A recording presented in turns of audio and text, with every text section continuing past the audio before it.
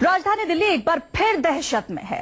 दिल्ली के लोगों के जहन में इस वक्त डर एक मच्छर का है। वो मच्छर जिसके सामने ना तो लोगों की सावधानियां काम आ रही हैं और ना ही उस मच्छर पर दिल्ली सरकार का जोर चल रहा है। वो मच्छर अब तक 1800 से ज्यादा लोगों को अस्पताल पहुंचा चुका है, तो वहीं 12 लोगों की मौत भी हो चुकी है। आखिर डेंगू नाम के इस बीमारी का सही इलाज क्या है? आखिर क्यों डेंगू जानलेवा होता जा रहा है और कैसे हम इस बीमारी से बच सकते हैं? इसी मुद्दे पर अलग अलग डॉक्टर्स और एक्सपर्ट्स की राय जानेंगे। इसके लिए आपको हमारे साथ अगले 1 घंटे तक बने रहना होगा।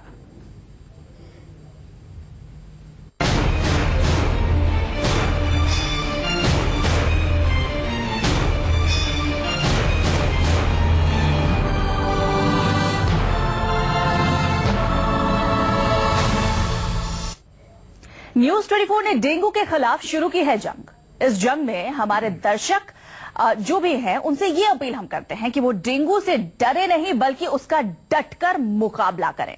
सही वक्त पर बीमारी की पहचान और फिर उसका सही इलाज ही हमें इस बीमारी से छुटकारा दे सकता है।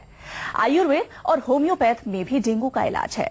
पतंजलि योगपीठ के आचार्य बालकृष्ण ने डेंगू का क्या इलाज बताया है, देखिए।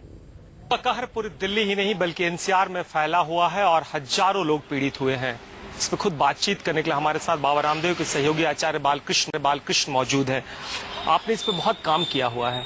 सबसे पहला मेरा सवाल है कि अगर किसी को डेंगू हो जाए, डेंगू हो कैसे नहीं, मतलब अगर डेंगू का कोई प्रिकॉशंस है क्या आयुर्वेद में कि अगर उसका उपयोग किया जाए तो डेंगू को रोका जा सकता है? जितने भी तरह की जो बीमारियां होती हैं, चाहे वो वायरल है, चाहे वो बैक्टीरियल हैं या दूसरे जो इन्फेक्शंस हैं, वो बॉडी के रेजिस्टेंस पावर कम होने से होता है। शरीर की जो रोग प्रतिरोधक क्षमता का अभाव से इस तरह की बीमारी जल्दी होती है। मच्छर काटने से हर किसी को डेंगू नहीं होएगा, पर हमारे शरीर के अंदर रोग प्रतिरोधक क्षमता की कमी होगी तो डेंगू भी होगा, दूसरी बीमारियां भी होंगी। तो उसको रोकने के लिए जरूरी है कि शरीर के अंदर जो रेजिस्टेंस पावर है उसको बढ़ाया जाए।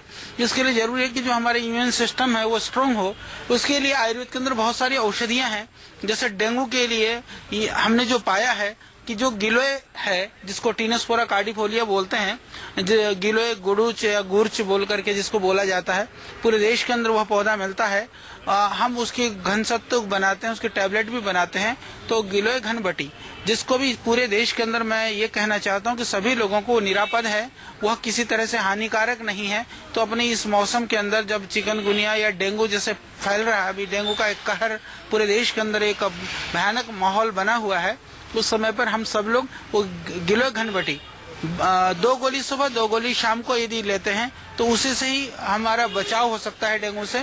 और जो छोटे बच्चे हैं उनको 1-1 गोली दे सकते हैं। और डेंगू किसी को हो भी गया हो तो उसके लिए भी नियमित रूप से सुबह शाम गिलोय घन बटी दे दें और गिलोय का काढ़ा बना करके